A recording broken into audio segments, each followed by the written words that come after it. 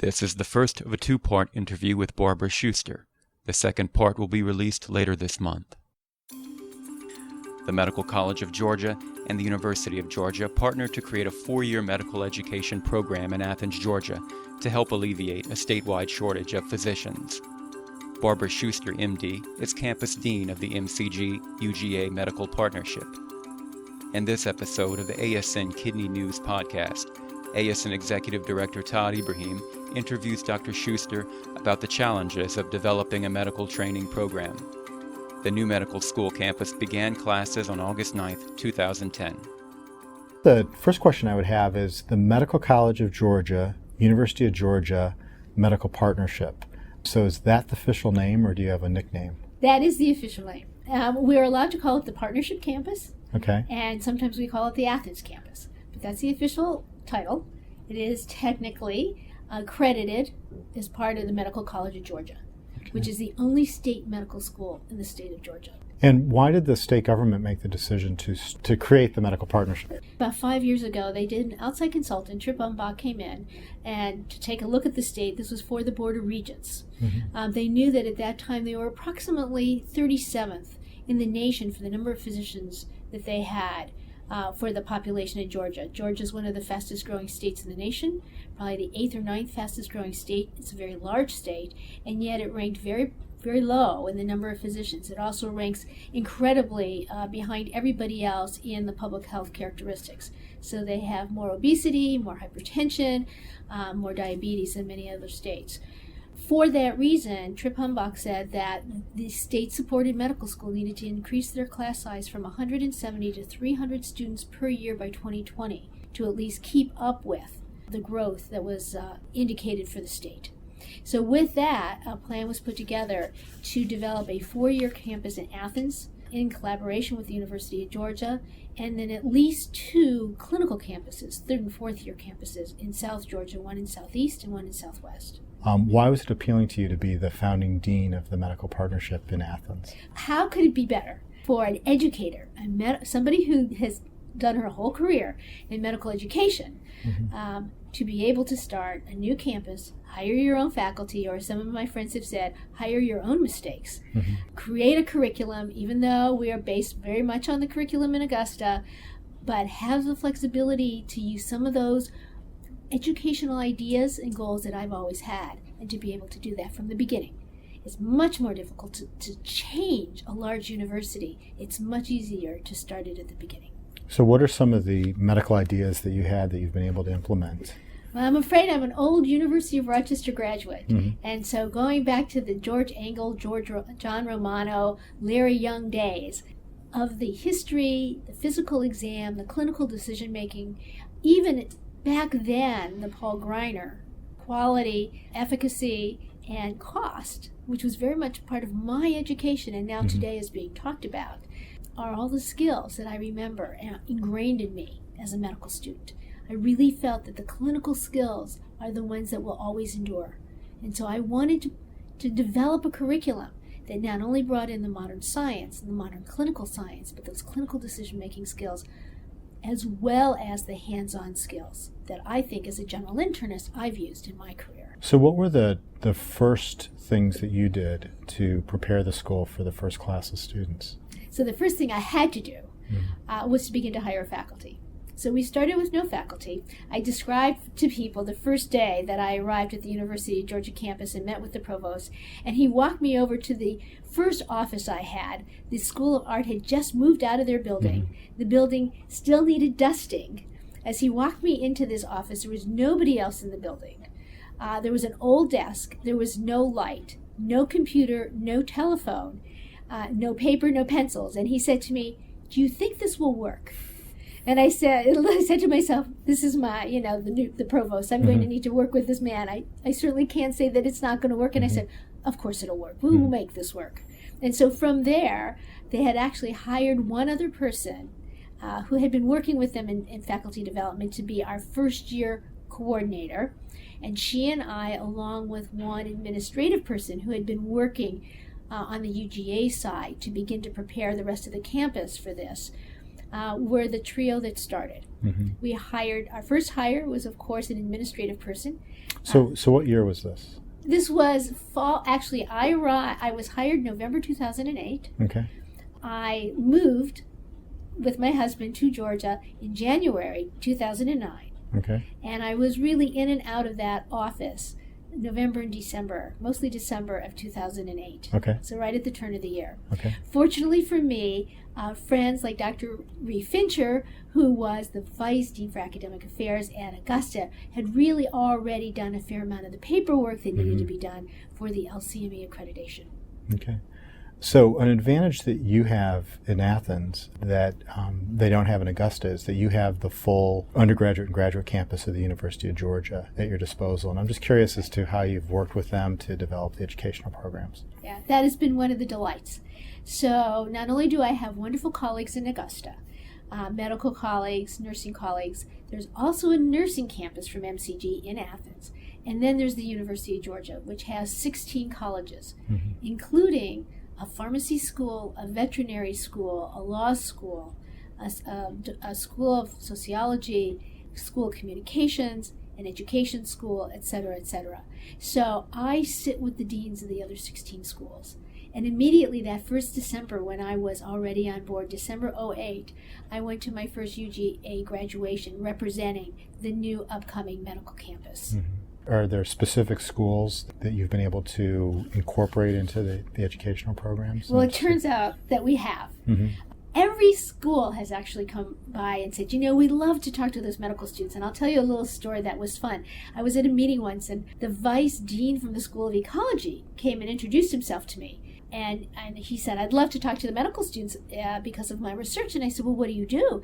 And he said, well, I investigate the death of coral reefs. And I'm thinking to myself, what does the death of coral reefs have to do with medical students?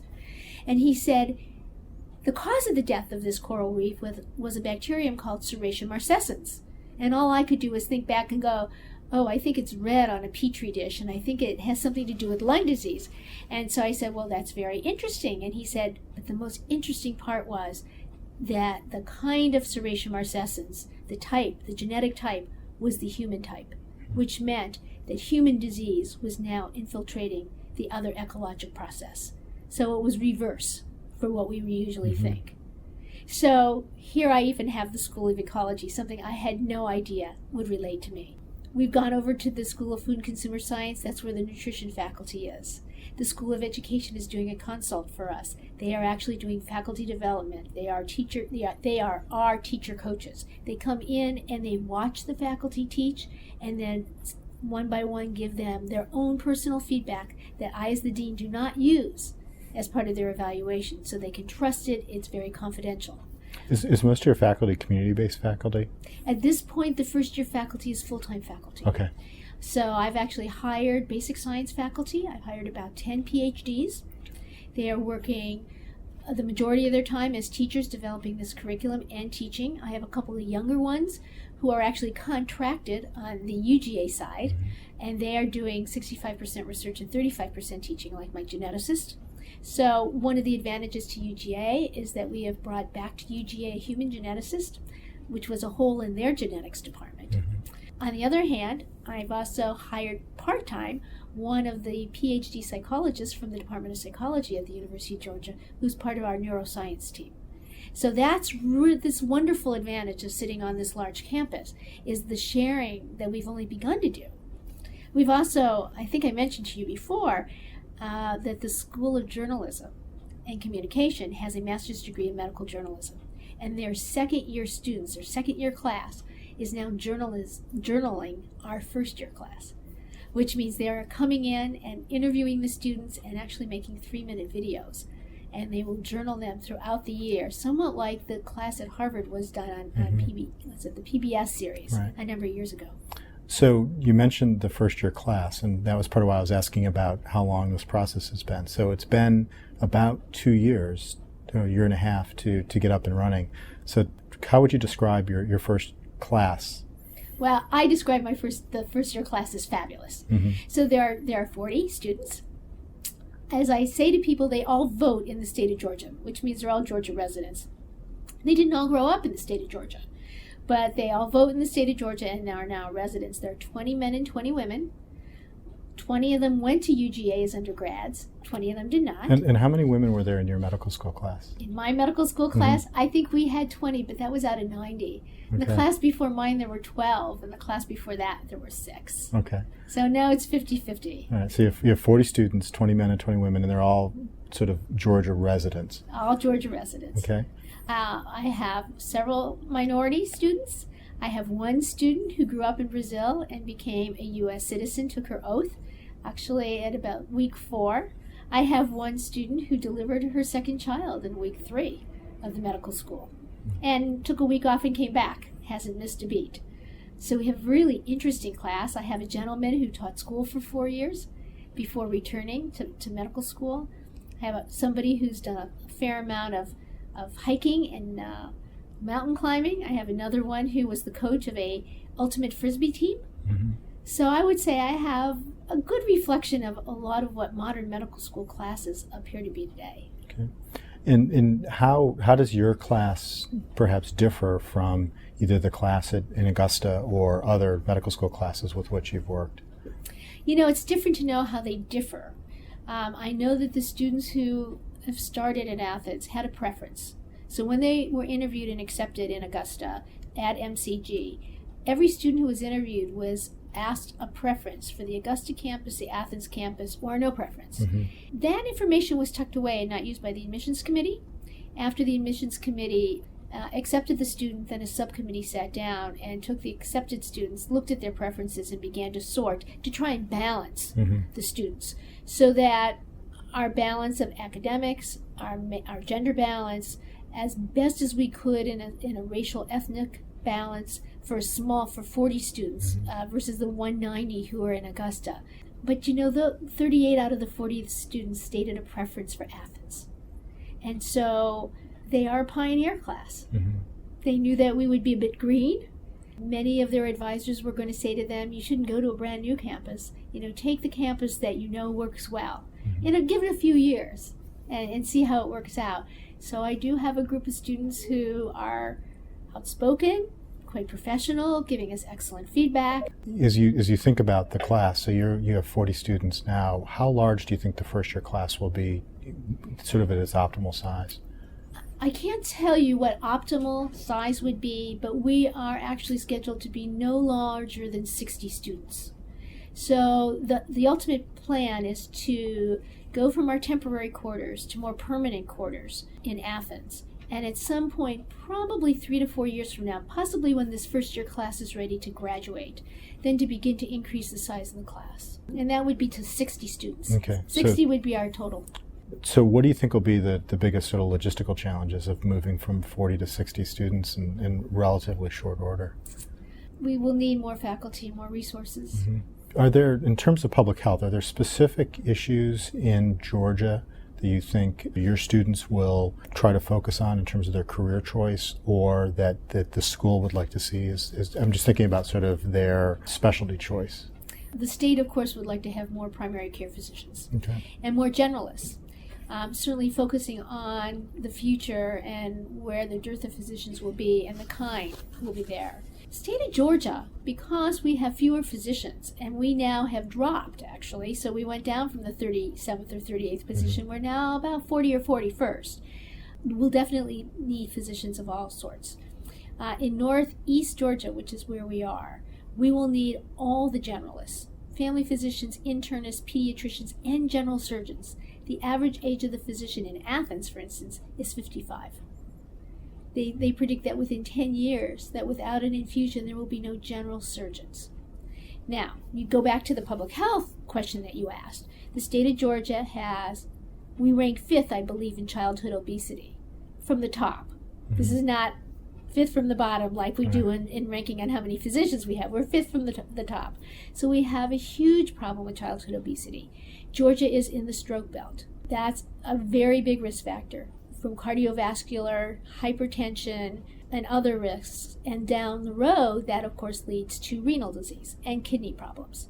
So between obesity leading to type 2 diabetes and hypertension, which is significant in Georgia, just because of its ethnic and racial groupings, we foresee a fair amount of increased chronic illness within the state of Georgia. So we will need many of the specialties and all of the generalists throughout the state. The smaller communities have not had many physicians. There are areas of the state who lack medical care. So is it fair to say that despite all the challenges there are in the U.S. healthcare system in general and academic medicine in particular, you're reasonably optimistic about sort of the future of, I guess, academic medicine in the United States? Yes, I still am. And recently I was at a meeting and somebody said, students will no longer want to go into medicine when they see what medicine is like. And I stood up and I said, well, that's not true now, because I have many of the best students still going in, and we need the others, because there's always a challenge. So this is 2010. Yes. It's the 100th anniversary of Abraham Flexner's report. That's caused a lot of people to reevaluate the report. And I'm wondering if you remember, because I know you've read the Flexner report, what he said about the state of Georgia. Well, he was critical of the state of Georgia, just like he was critical of just about every state. Correct. And there were a number of schools that he thought should be closed, and he thought that a school in Atlanta would be okay. He did talk about Athens, which did not have much of a school at that time, but that MCG, which is quite old, actually 1828, I believe, was just a little too far to be working with Athens. In fact, he said it was several hours away, and still is. That has not changed over these years, and that we should look that Athens should look actually to Atlanta. So how do you respond to Dr. Flexner's accusations about your state? Well, I think our state still has its problems. We're under-physicianed, if that's a word. That's probably not a word. And at the time, he said there were too many physicians in the South in general and in Georgia in particular. Because of the poor schools, right, and the apprentice-like schools. Well, they're not anymore. And that probably also is because the number of people living in Georgia at the time was not that much. Right. Okay, with the expansion of Atlanta, that changed everything. It's a state of almost 10 million people at this point, and certainly that was not the same in Flexner's day in 1910. I think that Georgia has a lot of challenges. One of our challenges is to improve our K through 12 schools so that we have students from throughout the state who will go on to higher ed and go on to become physicians and then stay in the state of Georgia and return to communities. I think that's a problem. And I know the university system in Georgia is working on that, as is the medical school. And I've already talked to the University of Georgia about beginning to think about pipeline programs for that. So that's very important.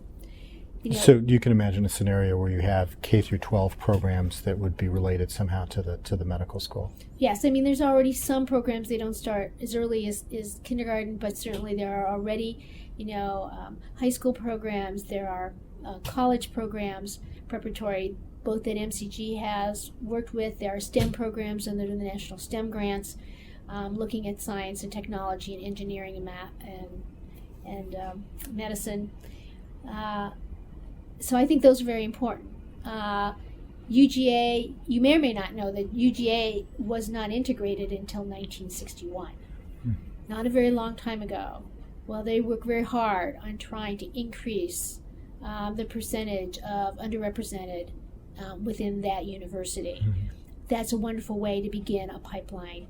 And we lose some of our best to other states when it comes to higher ed, sometimes because of just money and scholarship. So raising scholarships to keep our best. I started working on a sophomore who I met by teaching a class for one of the undergraduate professors. And she just recently came and she said, "You remember me, in the class?" And I said, "I sure do. And, you had gotten quite a prestigious fellowship to NYU for the summer." And she said, yes, she had. She was a microbiology major.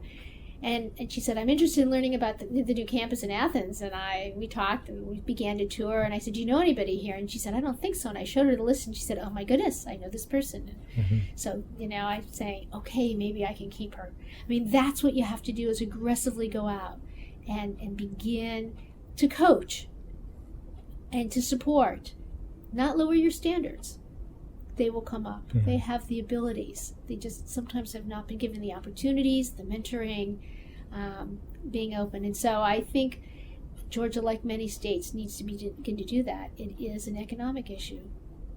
So what's your biggest surprise? I don't think it's a surprise. I love living in a college town. Mm-hmm. I think it's... As I recall, you grew up in a college town. I did. I grew up in South Bend, Indiana, which is the home of Notre Dame. But it was a bigger city. This is really smaller, and it's so much more the campus.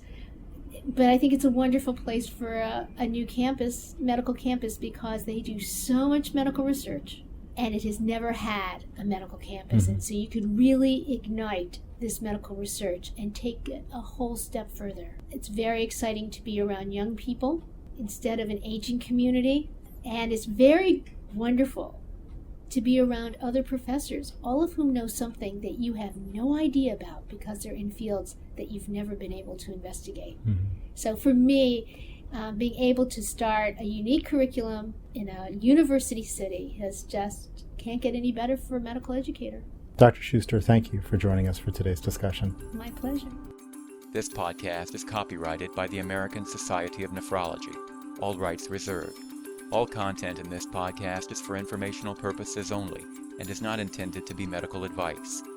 The information in this podcast should not be used during a medical emergency or for the diagnosis or treatment of any medical condition.